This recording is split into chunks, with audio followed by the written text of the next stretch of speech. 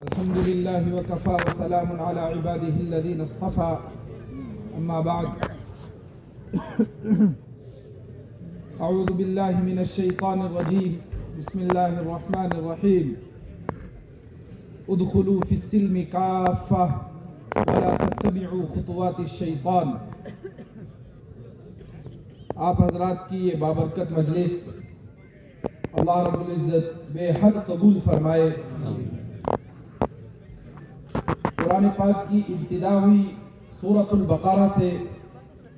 اس کے اندر اللہ رب العزت نے پہلے رکوع کے اندر فرمایا کہ انسان کو ماننا کیا ہے، اور اس کے بعد آگے کو پوری صورت میں بتایا کرنا کیا ہے.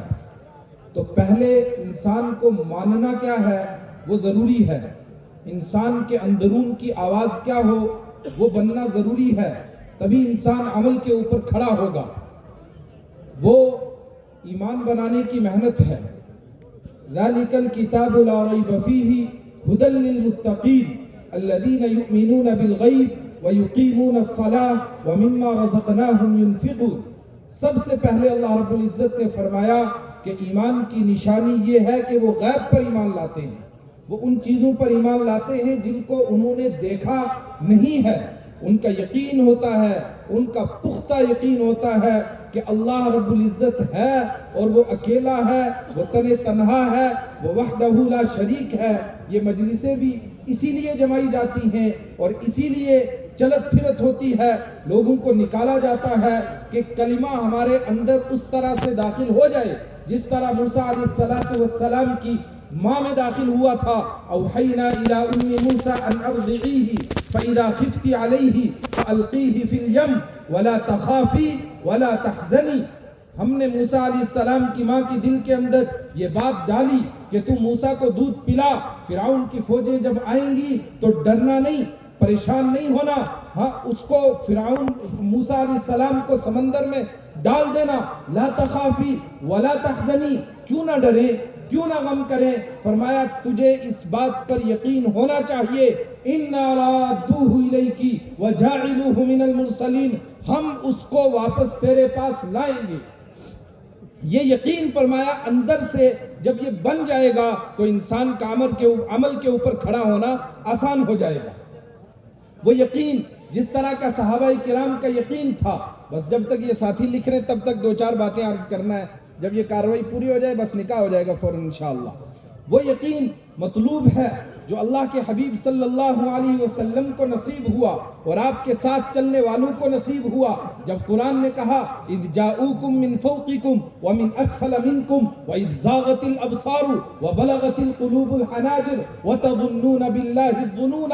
یاد کرو اس وقت کو جب اوپر سے بھی آزمائش تھی، نیچے سے بھی آزمائش تھی، اندر کی آزمائش بھی تھی، باہر کی آزمائش بھی تھی. غزوہ خندق کے اندر وَتَظُنُّونَ بِاللَّهِ الظُّنُونَ، اور عجیب عجیب خیالات آ رہے تھے. هُنَالِكَ ابْتُلِيَ الْمُؤْمِنُونَ وَزُلْزِلُوا زِلْزَالًا شَدِيدًا. فرمایا ہم نے ایمان والوں کو ہلایا، ایمان والوں کو آزمایا، ایمان والوں کو چیک کیا اور ان کو پھر سرٹیفکیٹ دی. رضی اللہ عنہم ورضوا عنہ. یہ وہ صحابہ کرام تھے جن کا اندر بنا تھا، جن کو اللہ کی ذات پر یقین تھا، اس لیے کہ اللہ نے کہا تھا وَمَن يَتَوَكَّلْ عَلَى اللَّهِ فَهُوَ حَسْبُهُ. جو اس پر بھروسہ کرے گا وہ اس کے لیے کافی ہو جائے گا. وَكَفَى بِاللَّهِ وَكِيلًا، اللہ وکیل ہونے کے لیے کافی ہے. وَكَفَى بِاللَّهِ حَسِيبًا، اللہ کافی ہے تمہارے لیے حساب لینے کے اعتبار سے. وَكَفَى بِاللَّهِ نَصِيرًا، اللہ تمہاری مدد کے لیے کافی ہے. یہ یقین تھا ان کا. تو انہوں نے کہا هَذَا مَا وَعَدَنَا اللَّهُ وَرَسُولُهُ وَصَدَقَ اللَّهُ وَرَسُولُهُ.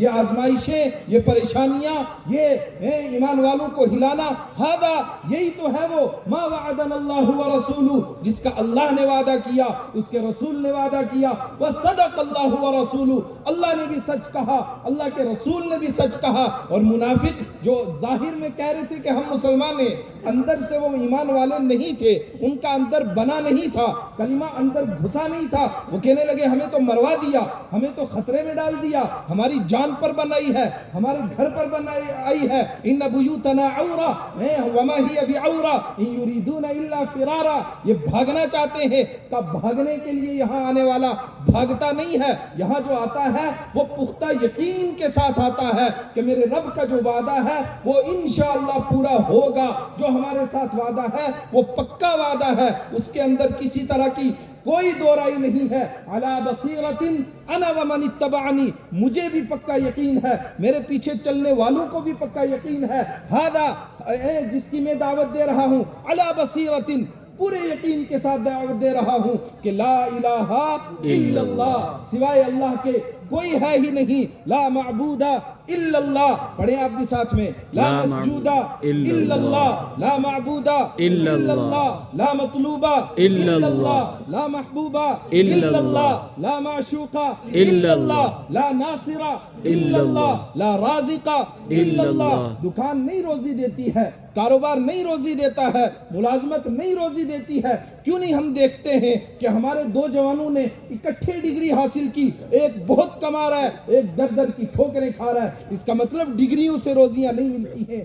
دو بندوں نے اکٹھی دکان کھولی، ایک کی دکان بہت چل گئی، دوسرے کو کرایہ پورا نہیں ہوتا ہے، اس کا مطلب روزے دینے والی ذات کوئی اور ہے۔ لا رازق الا اللہ، اللہم مالک الملک تؤتی الملک من تشاء وتنزع الملک ممن تشاء وتعز من تشاء وتذل من تشاء، یہ اللہ کی شان ہے، یہ انسان کے اندر گھسنی چاہیے۔ یختار ما یشاء یہب لمن یشاء اناثا یہب لمن یشاء الذکور یزوجہم ذکرانا واناثا یجعل من یشاء عقیما، یہ اللہ بتا رہا ہے اپنے قرآن پاک کے اندر کہ یہ میری شان ہے، تو مجھے نہیں مانو گے تو کس کو مانو گے؟ مجھے چھوڑ کر کس در کے اوپر جاؤ گے؟ مجھے اپنے دل کے اندر بسا لو، میرا پختہ یقین رکھ لو کہ جو میں نے کہا وہ 100% صحیح ہوگا، صرف 100 نہیں 200% ٹھیک ہوگا، 200% درست ہوگا، اور میرے علاوہ تم جاؤ گے کہاں؟ تمہارے لیے کوئی جائے پناہ نہیں ہے، کوئی ٹھکانہ نہیں ہے، جب لوٹ کر میرے پاس آنا ہے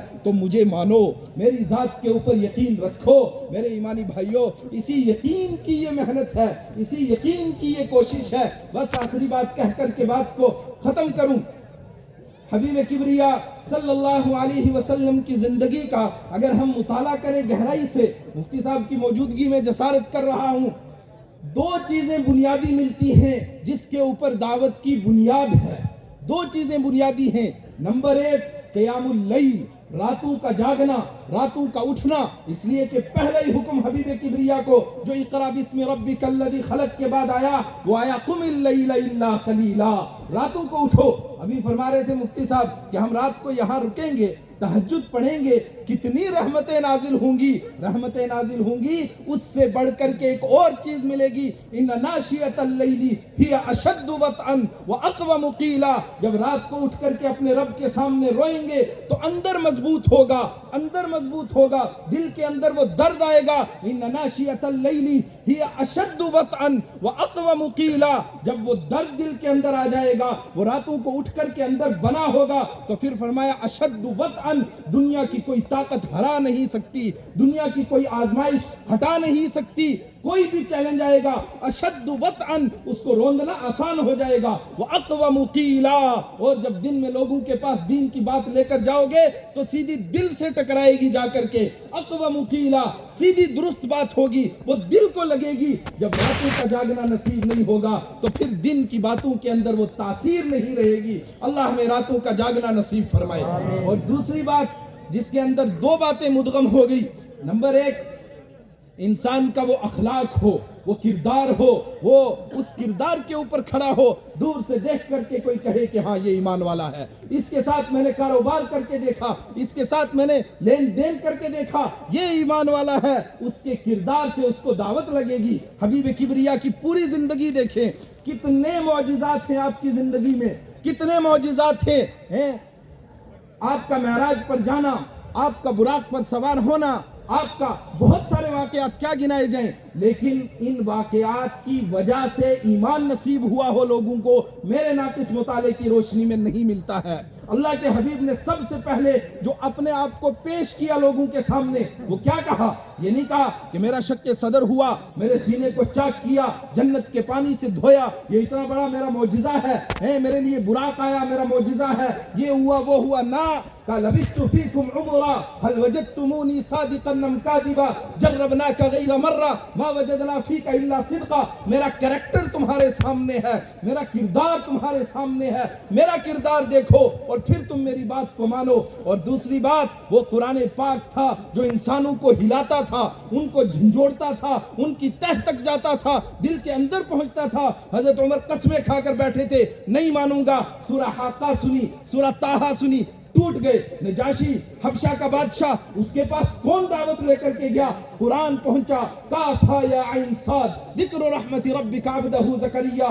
ٹوٹ گیا. جبیر ابن مطعم نے قسمیں کھائی تھی, میں دین نہیں قبول کروں گا. والطور وکتاب مسطور فی رق منشور. تفسیر کا موقع نہیں, یہ سورت سنی, ٹوٹ گیا. مغرب میں آپ پڑھ رہے تھے, وہ کہتا ہے مجھے نہیں پتا حبیب کبریا نے سلام بعد میں پھیرا یا مجھے ایمان پہلے نصیب ہوا, میں نہیں کہہ سکتا. یہ قرآن پاک تھا. میرے ایمانی بھائیو, اللہ رب العزت ہمیں وہ ایمان بھی نصیب فرمائے, ہمیں وہ اخلاق بھی نصیب فرمائے, اور ہمیں وہ علم بھی نصیب فرمائے جس کے ذریعے سے لوگوں کو دین کی طرف لانے میں آسانی ہو. وہ کریکٹر نصیب فرمائے, وہ اخلاق اور وہ کردار نصیب فرمائے. نہیں ہے تفصیل کا موقع, آپ گہرائی میں جائیں نا. یہ میری قوم ہے, گجر برادری ہے, ہمارا عجیب مزاج ہے.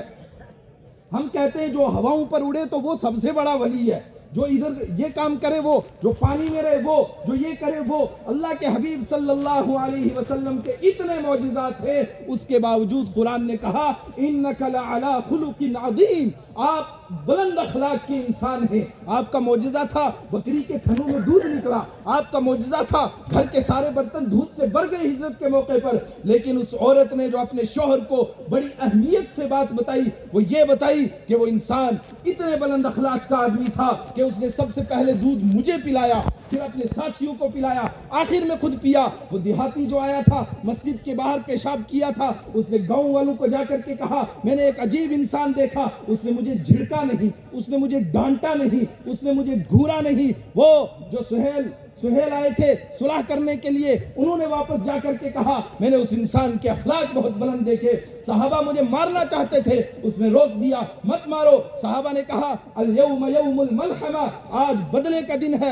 حبیب کبریا نے کہا الیوم یوم المرحمہ, آج تو معاف کرنے کا دن ہے, آج تو رحم کرنے کا دن ہے. ابو جہل نہیں مانا, زندگی بھر دشمنی کی, لیکن ان کا بیٹا اکرمہ وہ اخلاق کے سامنے پگھل گیا. جب آپ صلی اللہ علیہ وسلم نے اپنی پگڑی مبارک اتار کر کے اس کے لیے بھیجی کہ یہ اکرمہ کو دو, اس کو دکھاؤ تیرے لیے امن کا پروانہ ہے, تو واپس آ جا مکہ کے اندر. وہ ہندا جس نے حبیب کبریا کے چچا کے کلیجے کو چبا دیا تھا, اس نے دیکھا رات کو اٹھ کر کے کہ میں دیکھوں ایمان والوں کا مکہ کے اوپر فتح ہو گئی ہے مکہ پر, آج ایمان والے کیا کر رہے ہیں, انٹرپول کے اوپر میرا نام ہٹ لسٹ میں ہوگا, وارنٹ نکل رہے ہوں گے میرے خلاف. جب اس نے دیکھا حبیب کبریا صلی اللہ علیہ وسلم کعبہ کے گرد کھڑے ہیں اور اس کے غلاف کو پکڑ کر کے سحری کے وقت میں دعا کر رہے ہیں, ربا ہندا کو ہدایت دے دے, اے اللہ ہندا کو ہدایت دے دے. وہ کہتی ہے میں پگھل گئی, میں ختم ہو گئی, یہ لوگ کس مٹی کے بنے ہیں. اور میرے ایمانی بھائیوں,